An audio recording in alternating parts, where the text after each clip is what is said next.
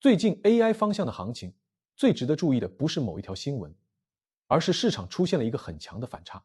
前面科技股、半导体、AI 算力链一旦调整，很多人马上开始担心，是不是 AI 主线已经炒到头了？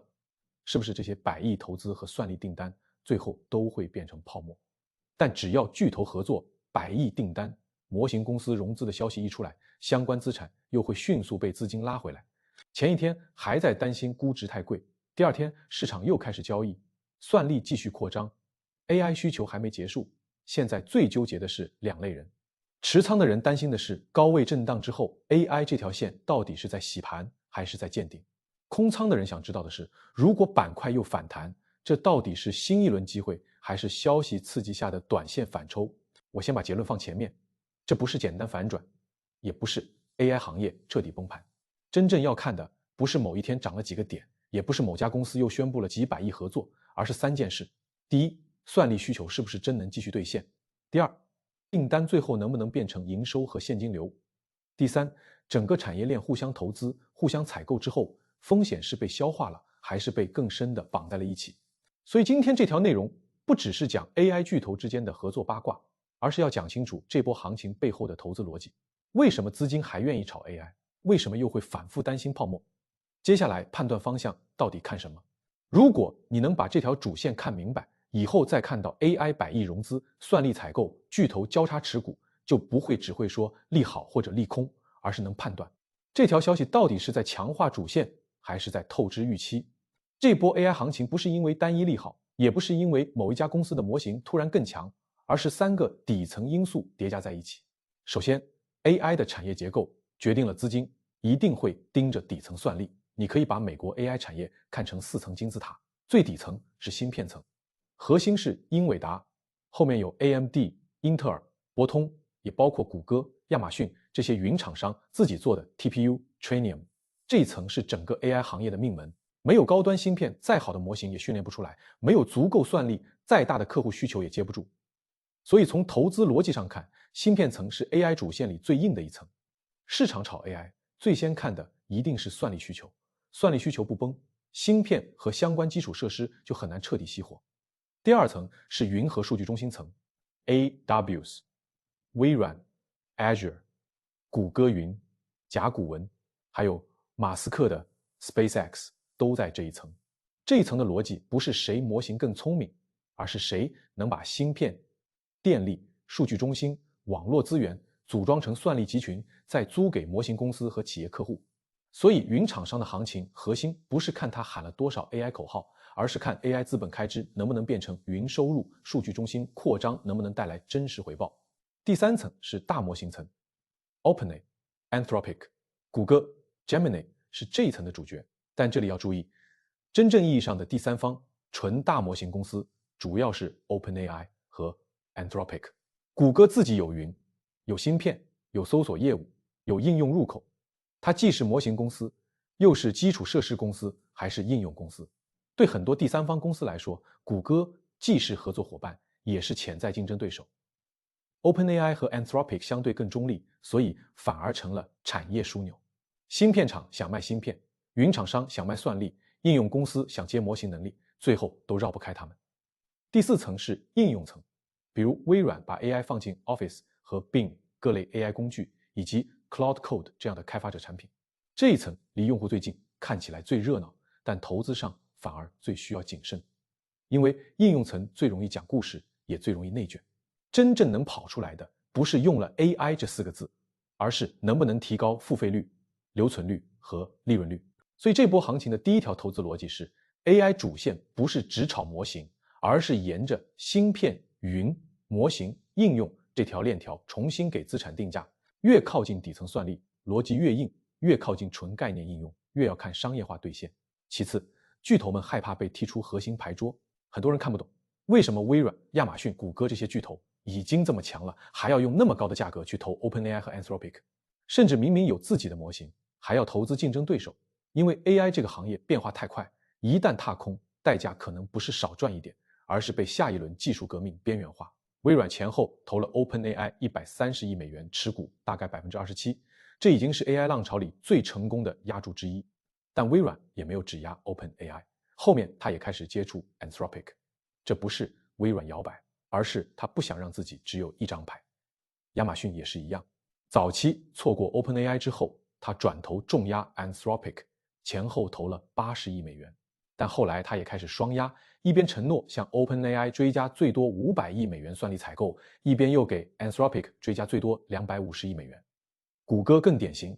谷歌明明有 Gemini， 可当 Claude Code 在开发者圈子里破圈之后，谷歌还是选择投资 Anthropic， 并提供大量 TPU 算力。这说明什么？说明对这些巨头来说，面子不重要，谁是亲儿子也不重要，重要的是不能离开 AI 的核心牌桌。这就是行情反复被资金拉回来的第二条逻辑。只要巨头们还在继续砸钱，继续绑定订单，继续抢模型公司，市场就会相信 AI 主线还没有结束。但这里也埋着风险，因为这种投资有时候不是因为价格便宜，而是因为不买不行。换句话说，它既是进攻也是防守，既是看好未来也是害怕出局。最后算力订单本身形成了一个资本循环，很多人看到100亿投资会本能理解成巨头在扶持创新，但实际上很多投资背后都有采购条件。巨头先把钱投给模型公司，模型公司拿到钱之后再回头向巨头采购算力、芯片或者云服务。这样一来，巨头的钱看起来投出去了，但很快又以收入的形式回到自己账上，营收增长，财报好看，股价就有新的支撑，股价上涨之后，巨头又有更强的资本能力继续投资。这就是为什么 AI 行情会这么强，因为它不只是技术故事，还是订单故事、财报故事和市值管理故事。但这也是为什么市场会反复担心泡沫，因为投资者会问，这些订单到底是真实终端需求，还是产业链内部左手倒右手？如果企业客户真的持续付费，算力真的被充分使用，那这就是产业扩张。但如果很多订单只是为了锁定合作，维持估值，撑住财报，那一旦需求不及预期，前面的投资和订单就会反过来变成压力。所以这波行情更像是技术增长加资本绑定加订单循环共同推动的结果，它不是纯利好，也不是纯泡沫，它的本质是市场在给 AI 的未来现金流重新定价，同时也在给 AI 的系统性风险重新定价。接下来不要盯太多消息，也不要被每天的涨跌牵着走。AI 主线能不能继续，重点看3个信号。接下来判断方向，先看大盘和科技权重能不能守住风险偏好。如果纳指、费城半导体指数、科技权重股继续走弱， AI 板块单靠消息刺激很难走远，因为 AI 资产本质上还是高估值成长资产，它需要风险偏好配合。大盘风险偏好在，资金才敢给远期增长更高估值。大盘风险偏好不在，再好的故事也容易被压估值。所以短线判断上，不要只看某只 AI 股有没有新闻，要看科技权重和半导体核心指数有没有止跌，有没有重新放量，有没有从单日反弹变成连续修复。再看 AI 算力链能不能从讲订单进入兑现订单。最重要的不是宣布了多少亿，而是这些订单能不能变成收入、利润和现金流。芯片公司要看出货、毛利率、客户集中度；云厂商要看 AI 收入增速、资本开支回报、数据中心利用率；模型公司要看 AR、留存、推理成本和企业客户付费；应用公司要看用户是不是愿意持续付费，而不是只看下载量和概念热度。如果订单持续兑现， AI 主线就还有真实业绩支撑；如果订单很多，但利润没有改善，现金流反而变差，那行情就会从成长重估变成泡沫质疑，最后看龙头公司能不能不再创新低。 AI 这条线能不能走下去，最终还是看龙头。芯片层看英伟达， AMD 云和数据中心层看微软、亚马逊、谷歌、甲骨文以及 SpaceX 这类新进入者。模型层看 OpenAI 和 Anthropic。 如果这些核心公司能稳住，说明资金还愿意相信主线；如果龙头不断创新低，说明市场已经开始重新定价风险。尤其要注意，如果某一家核心公司出现订单取消、估值下修、投资减值、商业化低于预期，这种影响不会只停留在一家公司身上，因为现在整个 AI 产业链已经互相持股、互相采购、互相绑定订单，一家出问题可能会顺着股权和订单链条传导到其他公司。所以接下来判断 AI 行情，不是看一条新闻涨不涨，而是看这3个信号：大盘风险偏好有没有修复，算力订单有没有真实兑现，产业链龙头有没有停止下跌。这3个信号同时出现，反弹才有可能从情绪修复变成趋势修复。如果3个信号都出现，也就是科技权重止跌，半导体和 AI 算力链重新走强，订单和业绩继续兑现，龙头也不再创新低，这种情况下 AI 主线还可以继续看。但具体做判断时，不能把所有 AI 公司都当成一样，优先看3类，优先看底层算力和硬件基础设施，比如芯片、服务器、数据中心、电力和高速互联。其次看能把 AI 需求转化成云收入的云平台，最后看已经能证明付费能力和留存的应用公司。这时候策略不是追每一条消息，而是回调看核心资产，分批看，不满仓赌单一方向。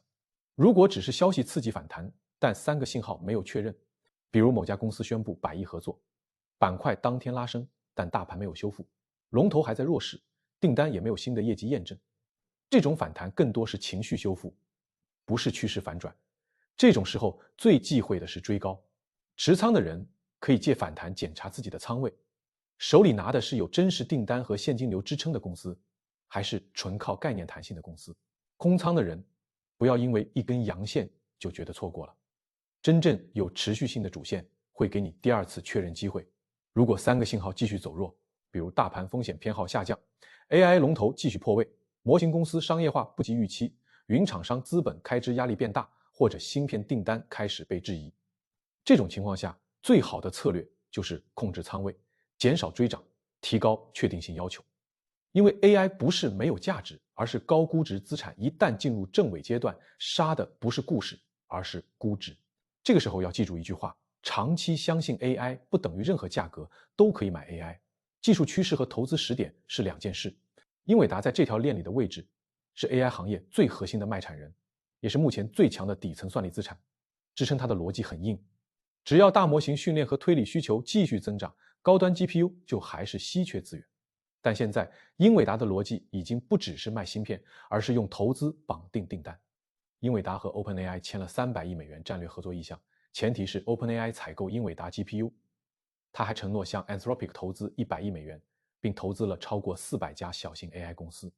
这不是普通财务投资，而是提前锁定未来客户。从行情上看，英伟达强的时候代表市场相信 AI 算力需求还在，英伟达弱的时候往往说明市场开始担心订单和估值透支。继续往上走，压力在于估值和预期已经很高，必须持续用业绩证明。往下看，支撑来自生态、芯片优势和客户粘性。这类标的更适合看 AI 长期基础设施的人，具体看它时不适合只因为新闻追高，更适合在行业风险偏好修复，业绩继续兑现时分批看。判断重点不是有没有新订单，而是订单质量、毛利率和真实需求。 AMD 在这条链里的位置是想撬动英伟达垄断的第2供应商，它的投资逻辑不是确定性最强，而是弹性更高。 AMD 拿出自己 10% 的股权，通过低价权证给 OpenAI 和 Meta， 条件是2家公司分别向 AMD 下6吉瓦的超级算力订单。这个动作很激进，本质上是用股权换客户、换订单、换行业案例。支撑它的是客户确实需要第2供应商，没有任何大客户愿意永远被英伟达一家卡脖子。继续往上走，压力在于必须证明订单能落地，产品能交付，毛利率能守住。往下看，支撑来自 AI 产业链对多供应商的真实需求。这类标的更适合风险承受能力更高，想看 AI 芯片替代弹性的人，具体看它时不能只看拿到大订单就冲，要看订单兑现节奏和利润质量。如果只是用股权换来的订单，但盈利能力跟不上，就不能简单当成大利好。微软在这条链里的位置是 OpenAI 绑定最深的云和应用巨头，支撑它的是 Azure、Office、企业客户和 OpenAI 生态。微软最强的地方不只是投中了 OpenAI， 而是能把 AI 能力接近自己的产品体系，让 AI 从模型能力变成企业付费。继续往上走，压力在于和 OpenAI 绑定太深。如果 OpenAI 增长放缓，或者与微软关系变化，市场会重新评估微软的 AI 溢价。往下看，支撑来自企业软件和云业务基本盘。这类标的更适合想看 AI 商业化落地，而不是只看芯片弹性的人。具体看它时，判断微软要看 AI 能不能提高 Office、Azure 的收入质量，而不是只看 OpenAI 又融了多少钱。亚马逊在这条链里的位置是 AWS 背后的云基础设施玩家，也是错过 OpenAI 后重压 Anthropic 的补票者。支撑它的是 AWS 的云能力和数据中心资源。亚马逊的关键逻辑是投出去的钱最后能不能回到 AWS 的收入里。如果 Anthropic 和 OpenAI 的算力采购能持续流向 AWS， 那么投资就不只是股权押注，也是云业务订单。继续往上走，压力在于 AI 云竞争里不能落后于微软和谷歌。往下看，支撑来自 AWS 的基础设施和客户规模。这类标的更适合看云厂商 AI 收入兑现的人。具体看它时，不要只看亚马逊投了谁，要看 AWS 的 AI 收入、资本开支回报和数据中心利用率。谷歌在这条链里的位置最复杂，它既有 Gemini， 又有谷歌云，还有 TPU、搜索、广告和应用生态。它的支撑很强，因为它是少数能从芯片、模型、云到应用全链条布局的公司。但它的问题也在这里，太全站会让第三方客户担心它既是合作伙伴，也是竞争对手。所以谷歌投资 Anthropic 不是简单认输，而是给自己买一张更稳的牌桌门票。继续往上走，压力在于 Gemini 必须证明自己能打，同时谷歌云也要在 AI 云竞争里拿到份额。往下看，支撑来自 TPU、数据、流量入口和长期技术积累。这类标的更适合看全站 AI 平台的人。具体看它时，判断谷歌不要只看它投了 Anthropic， 而要看 Gemini、TPU、云业务和搜索广告能不能形成合力。OpenAI 在这条链里的位置是 AI 产业里最核心的第三方模型枢纽。它本身不只是模型公司，更像整个产业链争夺的入口。微软投它，云厂商想绑定它，芯片厂想给它供货，应用层想借它的能力。支撑它的是 ChatGPT 的用户心智、模型能力和生态位置。继续往上走，压力在于估值太高，商业化和收入增长必须持续证明。往下看，支撑来自头部模型公司的稀缺性。这类标的更适合观察 AI 中心化趋势的人。具体看它时，如果不能直接投资，也要把它当成整个 AI 行情的风向标。看 OpenAI 的订单、收入、成本和与微软的关系变化，就能判断产业链情绪。Anthropic 在这条链里的位置是 OpenAI 之外最重要的第三方大模型公司，也是巨头们防止单压 OpenAI 的关键筹码。支撑它的来自 Claude 和 Claude Code 的开发者口碑，也来自亚马逊、谷歌、SpaceX 等巨头的资源绑定。它当前最强的地方是成为第二核心，巨头们不想只压 OpenAI， 所以 Anthropic 的战略价值被放大。继续往上走，压力在于估值和商业化必须匹配。往下看，支撑来自市场需要一个强大的 OpenAI 替代选项。这类标的更适合看 AI 模型竞争格局的人。具体看它时，同样，如果不能直接投资，也可以把它当成云厂商和芯片链的需求观察指标。Anthropic 越强，说明巨头双压逻辑越强。软银在这条链里的位置是资本玩家。孙正义为了压 OpenAI， 甚至卖掉58亿美元英伟达股票，最后软银前后投了600亿美元，只拿到 13% 股权。这个故事对投资判断很重要，它说明很多资本不是因为便宜才买，而是因为害怕错过才买。软银的上方空间来自 OpenAI， 如果继续增长，它就拿到了核心门票。它的压力是进场价格很高，机会成本也很高。这类标的更适合观察资本情绪的人。具体看它时，软银这种逻辑不能只看投中了 AI， 还要看买入价格、退出路径和机会成本。SpaceX 在这条链里的位置是新进入 AI 算力市场的基础设施玩家。马斯克前面还在公开批评 Anthropic， 后面 SpaceX 就和 Anthropic 签下提供22万颗 GPU 算力的合约。这件事的投资含义很直接，在 AI 产业里，立场经常让位于订单。今天舆论上互相攻击，明天生意上照样合作。因为真正重要的不是谁骂过谁，而是谁能提供算力，谁能拿到客户 SpaceX 的上方空间。是如果他能把算力业务做成 Anthropic， 就是标杆客户，他的压力是算力业务需要长期稳定交付，不是靠话题就能完成。这类标的更适合观察 AI 基础设施新玩家的人。具体看它时，不要被马斯克的言论牵着走，看真实订单、交付能力和客户续约。星际之门项目是判断 AI 大型基础设施项目含金量的典型案例。这个项目一开始声势很大，说要在德州搞5000亿美元超大规模算力项目，由白宫牵头 ，OpenAI、甲骨文、软银等一起参与，但最后黄了，变成几份普通的双边租赁合同。原因很现实 ，OpenAI 想少花钱拿算力，甲骨文想抢控制权，软银看投资回报，大家都不想吃亏。这说明一点 ，AI 项目喊得越大，越要看利益分配有没有谈拢。投资上不能只看几千亿美元、国家级项目、巨头联手，这些词要看谁出钱、谁拿订单、谁控盘、谁承担风险。这轮 AI 行情最大的风险不是技术没价值 ，AI 技术当然有价值，它确实在改变很多行业。真正的风险在于资本把这些公司绑得太紧，你投我，我买你的算力，你给我订单，我给你股权，你帮我撑收入，我帮你撑估值。平时看起来这是生态繁荣，但如果需求不及预期，它也可能变成风险传导链。如果未来算力需求继续爆发，大家都赚钱，这叫共同繁荣。但如果增长放缓，企业客户不愿意继续高价买算力，数据中心利用率下降，模型公司商业化低于预期，那么链条就会反过来，订单取消，云厂商收入下滑，芯片厂出货承压，股价下跌，投资减值，